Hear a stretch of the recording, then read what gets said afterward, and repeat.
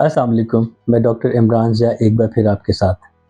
आज हम इस मौजू पे बात करेंगे कि बड़ी उम्र के लोग जब उनके दाँत निकालने पड़ जाएँ और दाँत निकले हुए हों, उन दाँतों को रिप्लेस करने के कौन-कौन से रास्ते हैं या कौन-कौन सी ऑप्शंस हैं। टॉपिक पे जाने से पहले मेरी आपसे रिक्वेस्ट है कि अगर आप मुझे देखने वाले नए हैं, तो मेरे चैनल पे मौजूद तमाम वीडियोज़ को पूरा देखें, लाइक करें, कमेंट करें, सब्सक्राइब कीजिए, दोस्तों अहबाब में शेयर करें, बेल आइकन को टच करें ताकि मेरी आने वाली वीडियोस बर वक्त आप तक पहुंच सके। बड़ी उम्र के लोगों में या निस्बतन बूढ़े लोगों में जब दांत निकल जाते हैं, उनके मुंह में कोई दांत नहीं होते या बहुत से दांत गायब होते हैं, तो उनमें लगाने के कौन से तरीके ज़्यादा बेहतर हैं।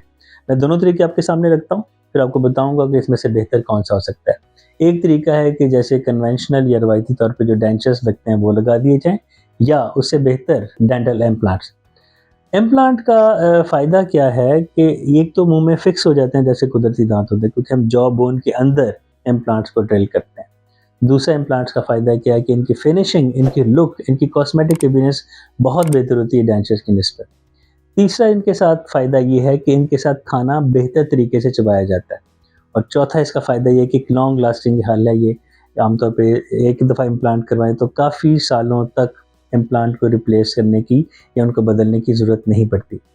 अब इम्प्लांट्स के जो कुछ कॉन्स और प्रोस में कहते हैं, जो इसमें जो अब इनके जो नेगेटिव या थोड़े से आप कह लें कि नेगेटिव इफ़ेक्ट्स हैं, वो क्या है कि ये निस्बतन महंगा है, कॉस्टली होता है। चूँकि इम्पोर्ट होते हैं और ये टाइटेनियम के बने होते हैं, इसलिए इनकी टैक्सेस वगैरह डाल के इनकी कीमत काफ़ी बढ़ जाती है।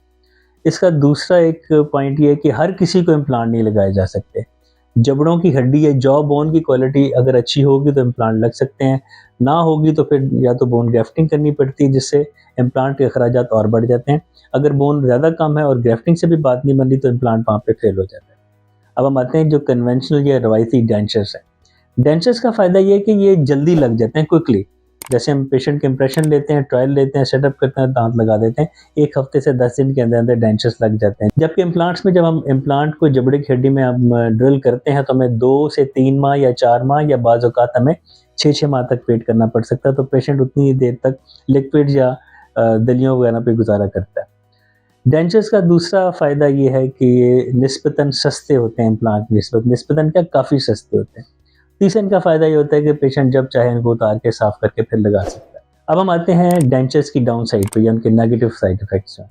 उसमें ये है कि इनका मुँह में टिकना बाज़-औक़ात बड़ा मसला होता है। जबड़े की हड्डी अगर थोड़ी होगी, ख़ास तौर पे निचले दाँत पे, निचले जबड़े की, जिसमें बोलते वक़्त या खाना खाते वक़्त ज़ुबान मूव करती है, तो डेंचर भी साथ-साथ मूव करता है, जिसको हमें मुख़्तलिफ़ किस्म की एडहेसिव क्रीम्स या टैबलेट्स के थ्रू हमें उसको फ़िक्स करना पड़ता है।